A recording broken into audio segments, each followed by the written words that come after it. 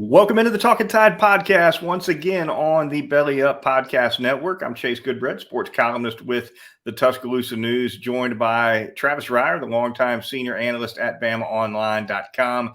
You can get the Talkin Tide podcast on YouTube Live, Facebook Live, Apple Podcasts, anywhere you prefer to get your podcasts. And as well, catch us on Twitter as well. The handle on Twitter is Talkin_Tide. You get links to all of our podcasts right away on that Twitter feed. So give us a follow, give us a like, give us a subscribe, give us all of that, and we will take you through this Alabama 2023 football season like no other. Now, Peterbrook Chocolatier of Tuscaloosa, of course, is our fine sponsor. We'll touch on Peterbrook a little bit later in the program. But first, Travis, fall camp for Alabama underway with a bang. We had fan day, we had media day, back-to-back, Saturday, Sunday. Used to kind of combine those. And then I guess that post-COVID, it kind of went away for a little bit, or at least the fan day part of it did. And now they kind of coalesce into a full weekend. I kind of like the way they've got it split up. I wouldn't mind if Nick Saban decided to kind of keep it that way. But, of course, Saturday was an open practice. A few thousand Alabama fans showed up for that. And I expected a little bit bigger crowd, although I'm sure the heat had something to do with that. I've been blazing hot in Tuscaloosa for weeks now, with the exception of a little bit of rain here and there. And, of course, on Media Day Sunday, Tommy Rees, the new offensive coordinator, and Kevin Steele, the semi-new defensive coordinator, third time around for Kevin Steele, spoke to reporters along with Nick Saban. So plenty to get to and all that for sure. Yeah, I think breaking it up's got to be a good thing. Remember those media days, right? It seemed like they were typically on Sundays too, when they previously had fan day with the open practice and the media day. You would do the media day thing in the morning, go over to Bryant-Denny Stadium. A few players would be made available. You'd have that team photo shoot on that same day. I think that happened today too as well, or this weekend Sure for sure. did. So a lot, and the media types, they used to like to between the media availability at Bryant-Denny and the start of the fan day practice. A lot of the folks like to go that Ramajamas and cheeseburger up. Remember that? They go in that interim there, load up on some Ramajama, wobble back over to Bryant-Denny, take in that. It was a long day. And so I'm with you. Break it up. Absolutely. The only thing missing, of course, is the media doesn't get 40 or 50 players in the end zone on media day like they used to. I wouldn't mind that coming back. That was a fine free for all once a year. Gone, I'm afraid, and gone forever. I remember in 07, my first year covering the beat with you at Bama Online. I walked out there and introduced myself to Nick Saban for the first time because, of course, I just started covering the team at the time. And he and I were talking a little bit about a guy named Amp Hill, who was a wide receiver from Jacksonville, Florida, our stomping grounds, who Saban had signed at LSU. He was a big-time recruit. I believe he was at First Coast High School down in Jacksonville, and ended up getting hurt and didn't get very far with his college career, unfortunately. But, yeah, Saban was telling me about the circumstances under which he blew out his knee, and essentially his career was messed up from that point on. But he demonstrated physically exactly what happened. I kind of leaned into my knee, trying to explain to me what happened to Amp. I got it, Coach. I got it. Yeah. Yeah, he figured he maybe have a 2-for-1 there. Tell you the story, but also take you out for a few weeks as a media type. So, yeah, a lot of rolling fun for block sure. there. Yeah. Yeah, but of course, fan day happened on Saturday. Fans after practice got a chance to get those autographs. Several hundred lining up as always. Nick Saban, as always, the long line for sure for autographs. But an open practice before that, Travis, a little bit to see for sure. It was nice to see who was getting maybe more reps than somebody else. But in terms of being able to glean much, in terms of what the lineup might look like in 4 weeks when Alabama kicks off against Middle Tennessee State. I didn't find it particularly revealing. It's early in fall camp for sure. Saw the quarterbacks make a few throws, make a few head scratcher throws, kind of like we saw on A-Day. Not much different there. But it was interesting to kind of keep an eye on who was mixing in with the first group. And of course, on both sides of the ball, it's a lot more than just 11 guys getting action. Yeah, I always like the open practice as much to see individually how much certain guys had progressed throughout the offseason, even from the A-Day scrimmage to that open practice. So I'm sure that was a big part of Saturday. I know that was something that you were looking at. The quarterback position, it is so early in camp that it's really difficult, I think, at just about any position to make a lot out of pecking orders. I think, there are some situations, even with the first day of camp, in the practice footage that was made available by Alabama, you were able to pick up on some things, maybe some guys that were a little bit hobbled going into fall camp, maybe some positions of note where you thought there could be competition, but they didn't really come out of spring that way. But then you look at the offensive guard position on the left side, and there's Terrence Ferguson apparently battling with Darian Dalcourt now. So you got more on that left side than just the tackle position. So it was able to pick up a few things through the first 3-4 days of camp. But I think Nick Saban said it too on Sunday during his media availability that just talking about the quarterback position, how that thing is, as we've kind of anticipated, I think most people have, is a situation that may not have itself cleared up going into Middle Tennessee, and who knows coming out of Middle Tennessee if it will. No doubt. Nick Saban did mention where quarterbacks are concerned that Tyler Buckner, the transfer from Notre Dame, his head, I'm paraphrasing Saban here, but it sounds like he's still swimming a little bit in his head in terms of terminology and things like that, which is completely to be expected because he didn't go through spring practice. He didn't transfer until after A-Day, very shortly after A-Day, as a matter of fact. And so totally makes sense that he's got a little bit of a catch-up period ahead of him in fall camp. Inside linebacker was another area of note. Seemed to me like Deontay Lawson, who's the veteran in that group now, and Jihad Campbell and Tresman Marshall, those three seem to command a lion's share of the reps with the ones. And we've seen this before with Nick Saban through the years. He likes to find three he can count on at those two spots, preferably at least one of the three with an ability to play both spots, and away we go. And sometimes it's a situational platoon type thing, right? Like we used to see with Nico Johnson and a young CJ Mosley, for instance. So, who knows what will happen in there, but those three at inside linebacker, at least for now, looks like they're getting most of the action. Yeah, time in the system matters, right? And I think early on in a camp, when you're able to watch, or back when there were media viewing periods, that was sort of the way things worked or have worked under Nick Saban. Typically, the veterans, the guys with the experience in the systems, offensively, defensively, special teams, are first guys up, and then they sort of go from there. They try to get themselves aligned in a way going into this first scrimmage where coming out of it, they can truly make some evaluations, and then you can make maybe some more definitive statements about the direction that certain position battles are taking. First 3 or 4 days, they are repping in so many guys, young guys, veterans, trying to get everybody acclimated during that period that it's hard to make a lot out of. But once we get beyond this next practice at Bryant Denny Stadium, that's when I think you'll be able to do a little more of that. Yeah, things get winnowed down when you talk about scrimmages, no doubt about it. Alabama's first scrimmage, I guess, will be next Saturday, and then the following Saturday would be scrimmage number 2, and presumably That'd be the red elephant scrimmage. I think the second one is usually the one that that the Canaries get to attend. So always look forward to that for sure.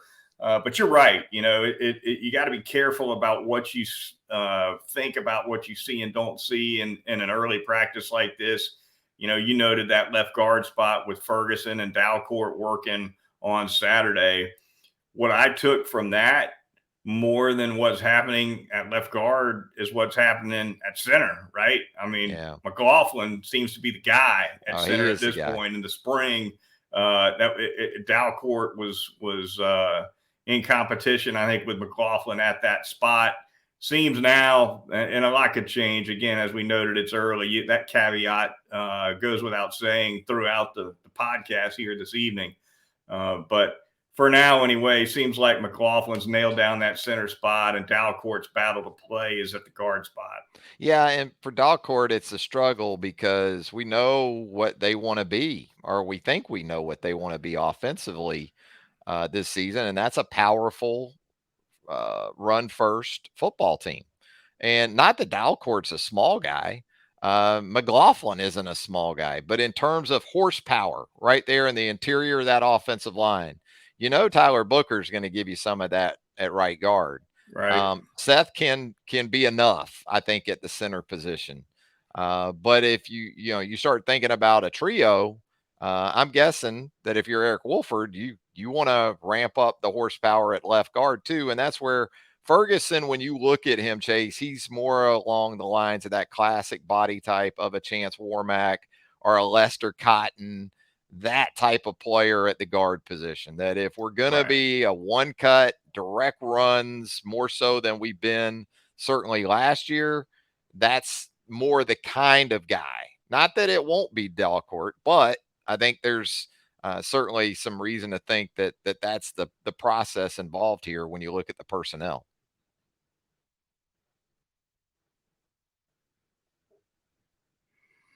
Felt a little bad for the young freshman defensive back, Tony Mitchell. Caught the ire of Nick Saban a few times throughout the practice. And you look at a situation like that where a guy has been suspended, or maybe in another case, maybe it's a guy who doesn't graduate and, early and doesn't enroll early and is just kind of getting a late start compared to most of the class.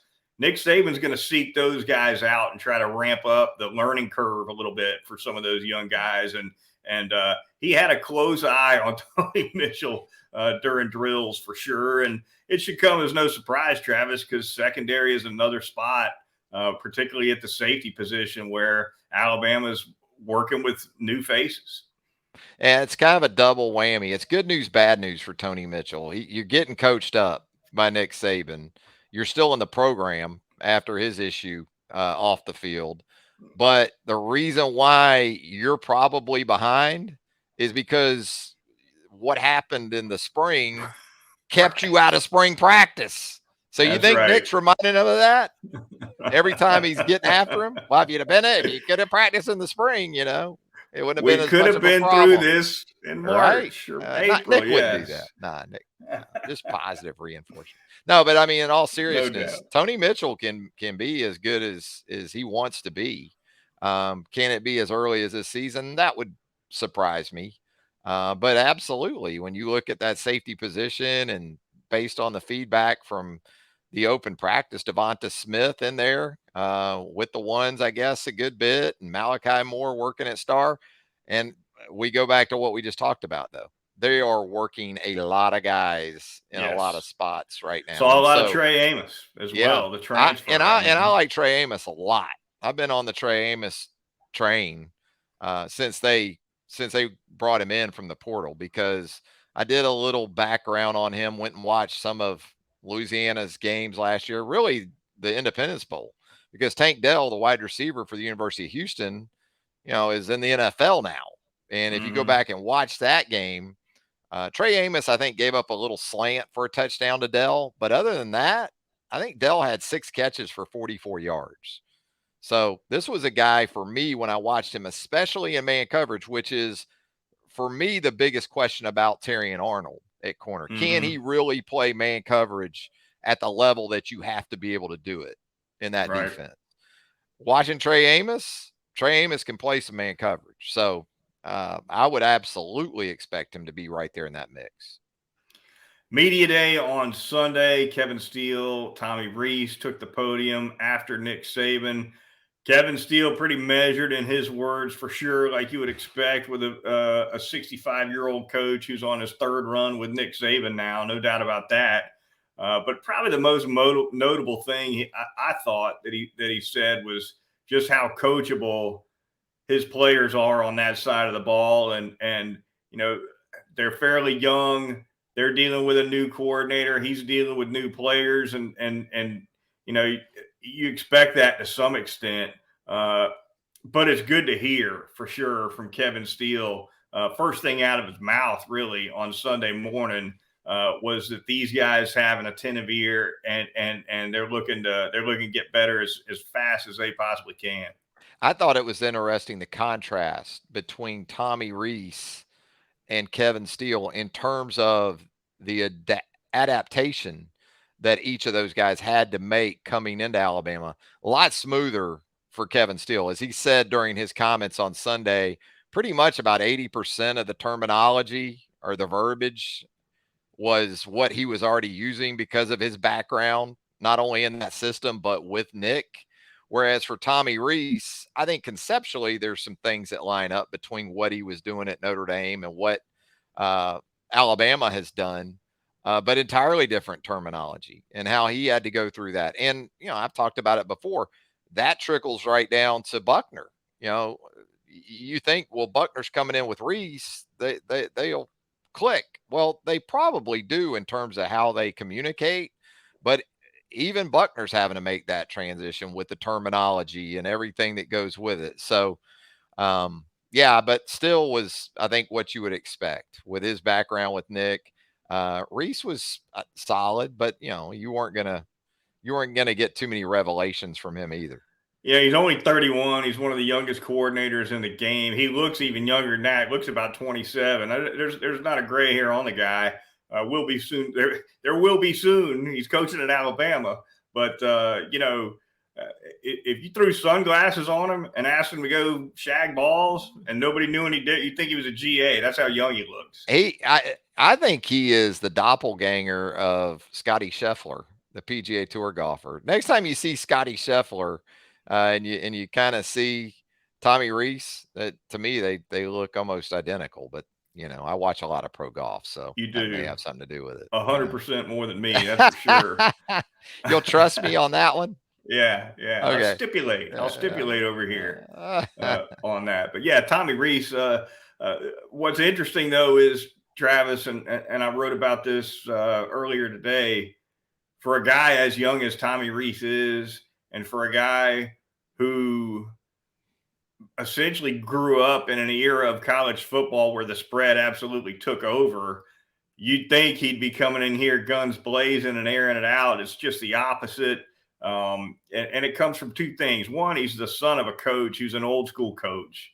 Mm-hmm. And two, he played for Brian Kelly in a traditional offense at Notre Dame. You put those two things together and you understand why Tommy Rees is really he's all about that offensive line, all about it. I mean, every time it's not the first time he's talked today. I know it's the first time he's done a press conference in front of the media pool, but he if you go back and listen to him when he was at Notre Dame, the offensive line came first for him, and it's frankly refreshing. And with Alabama being pretty darn solid at that running back position, it might that running game might have to be a major part of this offense. We'll see where it goes with quarterback, but it might be good. What I'm saying is it might be really good timing to bring in a guy like Rees at a point where you're transitioning to an inexperienced guy at the quarterback spot.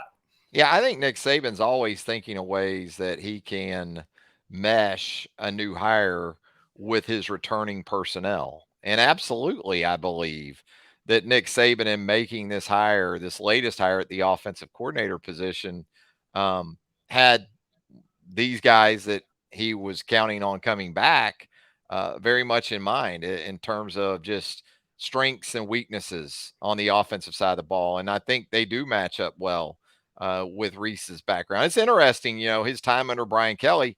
Brian Kelly goes to LSU, and now in his first year, we're seeing LSU go with some tempo, which you didn't ever really see from Kelly at Notre Dame. Methodical, I think the best way to describe it. So that has been Reese's background, but impressive young guy. I thought what Kevin Steele said about Tommy Rees was, interesting. Maybe the most interesting comments from Kevin Steele all morning were about Tommy Rees in terms of his toughness and his background as a Chicago guy and playing at Notre Dame and his upbringing. And, there's some regions of this country that'll hang on. And knowing his dad. He knew his dad, for Pete's sake. Yeah. Hanging on to traditional offensive football as long as possible. And that Midwest and upper Midwest, I think there's some places up there that are still trying to do it. Talkin Tide podcast on the Belly Up Podcast Network. Moving on, Peterbrook Chocolatier of Tuscaloosa, our fine sponsor. Travis, tell us a little more about him. Peterbrook Chocolatier, right out there at 1530 McFarland Boulevard North in the Indian Hills section of Tuscaloosa, entering its 17th football season, just like Nick Saban, right? And Tuscaloosa, Peterbrook Chocolatier is. And pretty good record for both, I'd say, since the doors opened at Peterbrook back in 2007. Get by there, check them out. Great stuff. Those hand-dipped chocolate strawberries are a daily favorite at Peterbrook Chocolatier, and a big reason why is exactly what I said. They're hand-dipped daily, fresh strawberries, hand-dipped, dark chocolate, milk chocolate, white chocolate. You can get them accessorized, custom-made, ready for you any time of the day, 10 to 8, Monday through Saturday. They're open there at Peterbrook Chocolatier, 1530 McFarland Boulevard North in the Indian Hills section of Tuscaloosa. All right, Peterbrook Chocolatier, our fine sponsor for sure. Get over there and check them out. In the last couple of minutes of the program, we're going to pull one out of the tumbler, then we're going to talk a little bit about the Pac-12. I guess they can't call them the Pac-12 anymore. We'll get to that in just a second. But first, Travis, to the tumbler we go. See who pops out tonight. Out of that tumbler. There we go. There's one and only one. We'll just do one tonight out of that tumbler. And what we have here is number 98, Jamil Burrows. Let me get another number out of the tumbler, Travis. I did not remove Jamil from the tumbler upon the tumbler. Do we have a transfer portal tumbler? Yeah. A separate tumbler these days. Yeah. One more whirl. Let's see what happens. Portal tumbler. Yeah. One Alabama Mafia watching here in the chat. Appreciate that one Alabama Mafia. He says, "Roll Tide, guys. Great work as usual." We appreciate you. What do you got, Goodbread? Absolutely. All right. Let's see what we got. We got number 84, Amari Niblack, the young tight end who got a little bit of action for the Crimson Tide last season. Pretty good timing for him, I think, coming in with a new offensive coordinator in Tommy Rees, Travis, who certainly has a full appreciation for the tight end position. And Rees commented today that the tight end room has got all kinds of different body types in it. Big guys, heavier guys, stronger guys, smaller and quicker guys. Niblack would probably fall toward the more athletic and lighter end of the spectrum in that regard. But what do you think about where his career is headed? Yeah, it's going to be interesting with the pairings and kind of the way that they complement each other. Typically, you're going to have that bigger inline guy, a guy like a Danny Lewis, a guy like CJ Dupree that can do both. Niblack is still physically, I think, getting to the point where he can do more of that hand and the ground stuff. But even even the off the ball guy, there's a physicality involved with that because they'll run split zone and bring that guy across the formation. And he's got to, kind of stonewall a defensive end or an outside linebacker. They'll insert the tight end into the interior run game. So just because you're not the inline guy doesn't mean you catch a break from a blocking perspective. But boy, Niblack, you're right, athletic, kind of in that OJ Howard mode, maybe a little bit. Looks like he's had a really good offseason, just checking out some of the footage from the first couple of days of fall camp. He's made some nice strides. And again, he needed to, but he definitely brings that element where you can flex him out. You can do some different things that give you some schematic and personnel flexibility and versatility when it comes to that position. Yeah, from a scouting perspective, I think when Alabama's doing its look aheads at opponents, if you can identify a safety or an outside linebacker who regularly struggles in man coverage in the tapes you see leading up to your game, that Niblack could be the guy to just flex out and see if you can exploit that a little bit. And there are going to be weeks where that doesn't happen. There are going to be weeks where it will. Yeah, and I think Nick Saban's been pretty consistent in pointing to that when he's brought up Amari. So it's a situation where they feel good about the different kinds of guys they have, no doubt about that.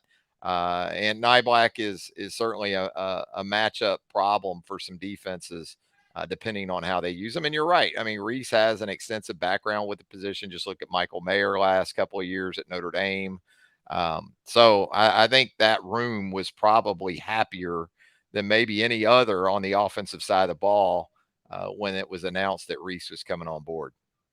Toasts all around, I would imagine, in that tight end room, no doubt about it. All right, before we get out of here, Travis, a real quick look at conference realignment around college football. In the last couple of days, we've seen the complete disintegration, really, of the Pac-12 conference.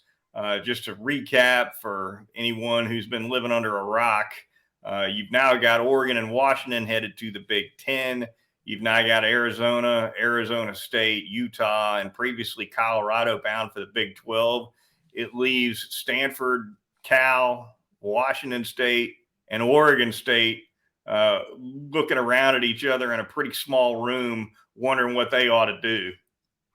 Yeah, and I know Nick on Sunday was asked about some comments, I guess, by Eli Drinkwitz, and how all of this is just disintegrating the rivalries and some of the traditions of college football. But and I get that, but it also got me to thinking, Chase, when it comes to rivalries that truly captivate college football fans around the country, how many are there really now?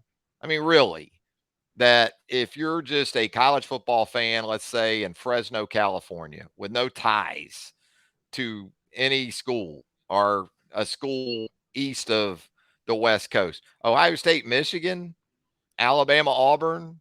I mean, I'm talking about rivalries where the cliche, you can throw the record books out the window. People are Right. still going to watch this game. People are going to watch Alabama, Auburn pretty much every year. People are going to watch Ohio State, Michigan. What other are there right now? I mean, all due respect to Oklahoma State, okay, and Bedlam. And I know in that area of the country, it's been massive. OU, Oklahoma State. But if I asked you and said, okay, I'm going to give you some options for an Oklahoma opponent this season, you can have either Oklahoma State, possibly Georgia, possibly Alabama, or possibly LSU. Where would Oklahoma State rank on that list for you as far as possible? Right. They'd be at the bottom. Yeah, right. And no doubt again, about it. I feel for folks that really are invested in that rivalry. It is sad. But you know what else realignment's doing? Realignment's helping resume some rivalries. We weren't getting Texas A&M until this happened. We weren't getting that one fired back up. So there's the other side of it too. That's part of it too. There's no doubt about it. And I think when you look at the travel demands on sports other than football, that's midweek, cross country flights, that's something that they're going to have to regionalize it. They're going to have to regionalize that within conferences because I'm with you. That's the problem, isn't it? There's no doubt. And you know that better than anybody because you've got a daughter that was a college athlete at the University of Hawaii who had to travel like crazy to fill out a schedule. Yeah.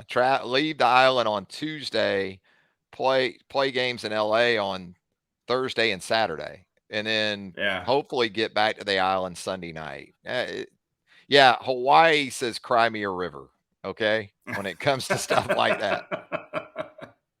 No doubt about it. It's going to crazy. I had to chuckle too, Travis, before we get out of here when I saw that sources indicate that the Power Five administrative structure might want to readdress the CFP format of 6 conference champions and 6 at-large. I mean, what now that there is no Pac-4?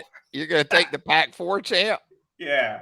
As the Hawaii president, University of Hawaii president, referred to it now on official university letterhead.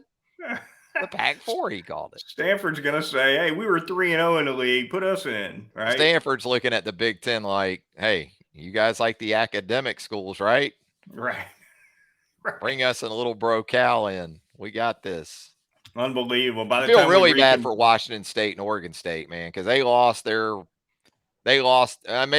guess they can still play, but they are adrift up there in the Pacific Northwest right now. I think the Mountain West is going to look to maybe absorb those. Who knows? I know. But, it's a mess. There's no doubt about it. All right, that's going to do it for this edition of the Talkin Tide podcast on the Belly Up Podcast Network. Be sure to join us next weekend when we reconvene right here on Talkin Tide.